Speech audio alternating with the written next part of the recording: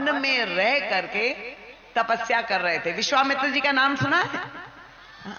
तो विश्वामित्र जी वन में महान ज्ञानी ब्रह्मर्षि, बड़े पराक्रमी पुरुषार्थी महात्मा थे।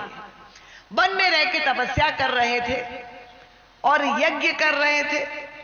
पर क्या हो रहा था कि उनका यज्ञ पूर्ण नहीं हो पा रहा था।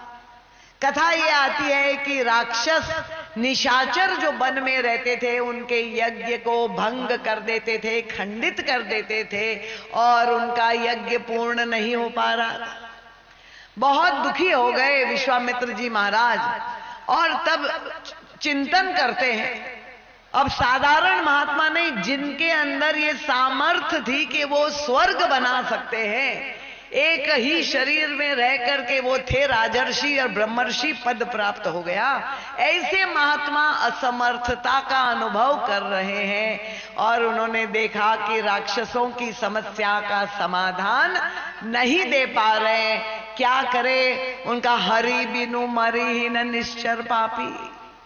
भगवान की कृपा के बिना इन राक्षसों की समस्या का समाधान कोई नहीं दे सकता। भगवान कहां मिलेंगे? उन्होंने अपने त्रिकालज्ञ थे, समाधि में ध्यान लगाया और देखा कि महाराज दशरथ के महल में प्रभु का अवतरण हो गया। और तब गुरु विश्वामित्र ने निर्णय किया कि मैं जाऊंगा और प्रभु को मांग करके ले आता हूं, अपनी समस्या का समाधान कर। पहुंच गए अयोध्या धाम और महाराज दशरथ के महल में जैसे पहुंचे तो समाचार महाराज दशरथ को मिला कि इतने बड़े संत का आगमन हो गया। अब महाराज दशरथ तो बड़े धार्मिक थे ही, बड़े प्रसन्न हो गए। और हम लोग तो ये चर्चा ही कर रहे कि संत मिलन सम सुख जग नाही। तो इतने बड़े संत बिना बुलाए आए हैं, स्वयं चल करके आए। तो महाराज दशरथ राजा थे, बहुत भव्य स्वागत करके और महाराज विश्वामित्र को बिठाया और पूछा, कारण जो है कि ही कारण आगमन तुम्हारा, किस कारण से महाराज आप पधारे हैं हमारे राज्य में, हमारे राजमहल में? कहेऊ सो करेऊ न लाऊ बारा। आप आदेश देने की देरी है, आप बस एक बार कह दीजिए और आपके आदेश की पूर्ति होगी। आप बताइए क्या सेवा है? अब विश्वामित्र जी मन ही मन सोच रहे हैं, राजन जब तक मैं मांग नहीं रहा हूं तभी तक तुम्हारा उत्साह है, जहां मैं मांग कर लूंगा कहीं ऐसा ना हो। और तब विश्वामित्र जी ने अपनी समस्या महाराज दशरथ के सामने रख दी। उन्होंने कहा, असुर समूह सतावई मोही, मैं जाचन आयो नृप तो ही, अनुज समेत देहु रघुनाथा, निश्चर बद मैं हो बसना था। मेरी समस्या है कि राक्षस का वध नहीं कर पा रहा हूं। राजन मैं चाहता हूं आप अपने 2 पुत्रों को दे दीजिए, मैं आपके पुत्रों को मांगने के लिए आया। और जहां महाराज दशरथ ने सुना कि राम को मांगने के लिए आए हैं विश्वामित्र जी, तो सुनी राजा अति अप्रिय बानी, हृदय कंप मुख दुति कुमलानी। एकदम कांप गए, सहम गया, मुख काला पड़ गया। और महाराज दशरथ ने कहा, चौथे पन पायो सुतचारी, विप्र वचन नहीं कहे विचारी। महाराज आपने अविचार पूर्वक ऐसी मांग कर दी है। आप अगर अपनी समस्या का समाधान चाह रहे हैं, राक्षसों का वध करना चाह रहे हैं, उनका कहां निश्चर अति घोर कठोरा और कहां सुत सुंदर परम किशोर। मेरे इतने सुकुमार बालक, कहां वो राक्षस इतने कठोर। आपकी समस्या का समाधान आपको अगर मांगना है तो और कुछ मांग लीजिए। मांगहु भूमि धेनु धन कोसा, सर्वस आज देहु सहरोषा। आप सेना मांग लीजिए, आप हमसे जो है भूमि मांग लीजिए, धन मांग लीजिए, उनका सब सुत प्रिय मोहि प्राण की नाय, पर राम देत नहीं बनई रसा। राम को दे पाना मेरे लिए संभव नहीं है, वो तो मेरे प्राण के समान। अब विश्वामित्र जी भी कोई साधारण महात्मा नहीं थे।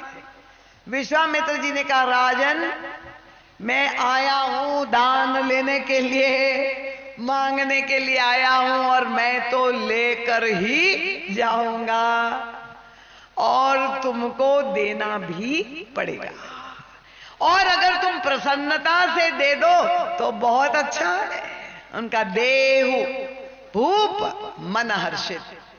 राजन मेरी समझ से तुम्हें देना चाहिए और प्रसन्नता पूर्वक दान देना चाहिए। देहु भूप शब्द पर आप ध्यान दीजिए, रामायण के एक एक शब्द कितना मार्मिक है। देहु भूप मन हर्षित। अगर तुम नहीं देते हो इसका मतलब कि तुम मोहग्रस्त हो, तुम अज्ञानी हो, तुम विवेकी नहीं हो।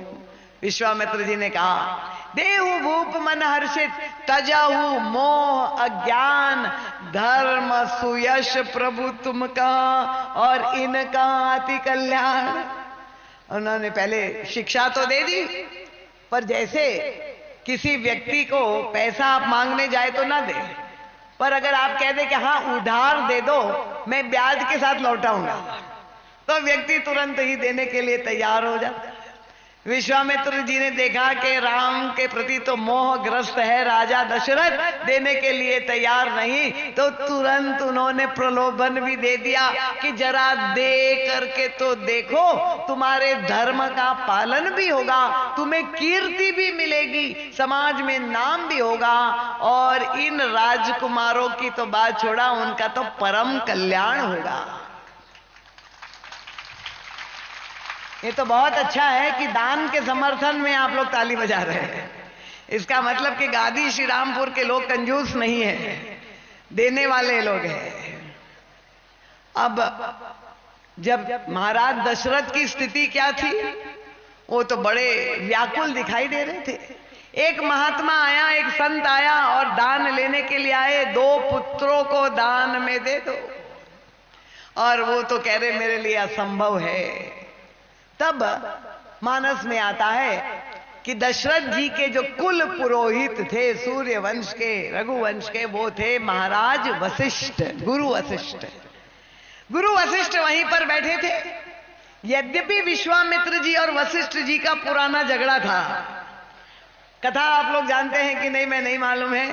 कामधेनु गाय को लेकर के बहुत वर्षों तक लड़ते रहे। श्रीमद् भागवत में तो आता है हजारों वर्ष तक दोनों पक्षी के रूप में लड़ते रहे।